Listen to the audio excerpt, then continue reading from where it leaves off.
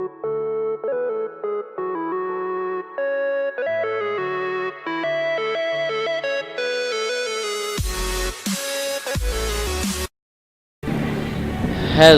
guys, first off I apologize for the delay of making this video. First I was caught up and got busy doing other things such as school and just being lazy, and then I actually made this video one time and then I didn't do it right, so I had to delete it, redo the whole thing, and yeah, it would have been out earlier if I had it messed up, unfortunately. I also have to address the issue that I was told that I was a bit loud on the last video, so I'll try to be a tiny bit quieter on this one. But anyways, moving on to today's topic.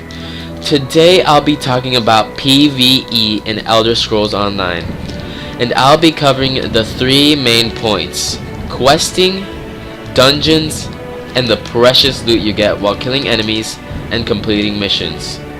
First, let's start with questing. ZeniMax has approximated the total quest to add up to 150 hours minimum. This means if you're a laid-back player and take time to enjoy everything, it can easily add up to more than 200 hours. And those are just the main quests, not to mention all the little things that can be done. Unless players are playing efficiently for 7 days straight, which by that time I'm pretty sure you'd be dead, no one is going to be getting bored anytime soon. In order to keep the iconic sense of freedom from the Elder Scrolls games, ZeniMax is also straying away from what the Tamriel Foundry calls quest hubs and breadcrumb chains. So rather than prancing into a town and looking for whoever has this giant, unrealistic exclamation mark above their head, one has to talk with NPCs or roam around the mountains until some dude runs up to you with some kind of plea for help. There are also a lot of different kind of quests. Some are bite-sized adventures, and others are long, grand ones that can span across many lands and reveal stories and legends along the way. This game will not be much different from other Elder Scrolls games. By that, I mean almost all iconic enemies from Daedric Princess to Mudcrabs from previous Elder Scrolls games are going to be present in ESO. Dragons unfortunately won't be. Wah. Something to keep in mind is teamwork does pay off, and if you assist a player and they deliver the final blow, you both gain the quest credit and EXP. Despite whether or not you're both grouped, strategies for questing PvE are simple. Roam, look everywhere, keep your eyes and ears open. Talk with players to find out what's going on and where to go. Now on to the second topic I will be discussing today: dungeons. The Elder Scrolls Online will feature both public and instance dungeons. Public dungeons are not separated from the regular world via instancing, and allow for organic cooperation, grouping, and even competition between players. Instance dungeons also exist, which are locked-in dungeons, meaning you can only see people you are with, in case you didn't know.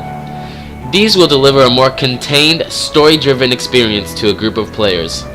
Public dungeons are excellent at providing drive-by social experiences with new players by facilitating spontaneous group formation with fellow gamers.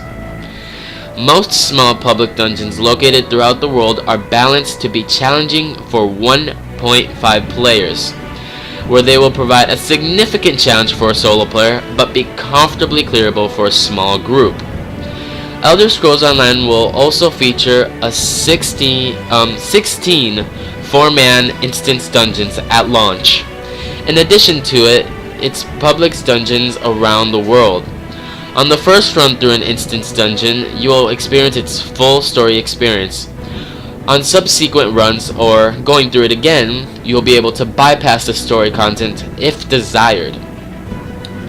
Endgame PvE will feature heroic modes of each of the game's instance dungeons, which are more than simply more difficult versions of the same content. These heroic dungeons extend the story of normal mode dungeons by adding a climactic and challenging in-game experience. In addition to the game has large raids that pit multiple groups of players against powerful and iconic bosses. There are large numbers of public dungeons within Cyrodiil as well, which will combine exciting PvE storylines with the challenge and danger of encountering a hostile player opposition within.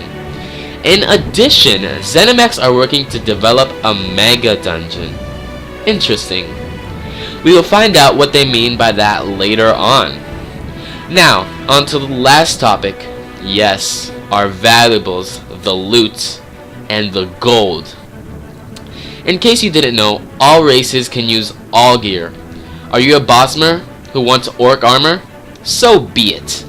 Everything one can buy can also be crafted, although some material will be found in PvE and some in PvP. So cozy up to someone dedicated to crafting. However, careful if you want to craft, for you'll have to use skill points. So choose one or two things to spend points on, because I don't think you get far in the game without putting anything into combat. Those who aim to do very well in PvE or PvP should not put their points into crafting. Now you may be thinking, well, I'm not going to craft. I'm going to loot every dungeon in Tamriel, or perhaps save up gold and buy my things, which will also be another way to go. Although if this game is anything like Skyrim, you will need to find a dedicated crafter to get the best armor or weapons possible, especially earlier on. When fighting enemies with friends, there's no need to worry about loot dropped by enemies. Dungeons can never be completely looted out, and there will be random drops for each player, which I assume will be unique to them according to their level. Everyone will be able to get in on the final treasure at the end of an adventure, and things won't need to be split amongst everyone. Although, I'm sure some of you will want to share your loot with fellow team or guildmates. This is promising to be a great experience so far. Well, that wraps up today's discussion on PvE. Please comment any thoughts you may have on the upcoming ESO or any questions, and I will try to get back to you. Like if you found this helpful, or just enjoyed watching it. Also, if you are new to this channel, I encourage you to subscribe for more Elder Scrolls Online information and fun. Thanks, and I will see you next time.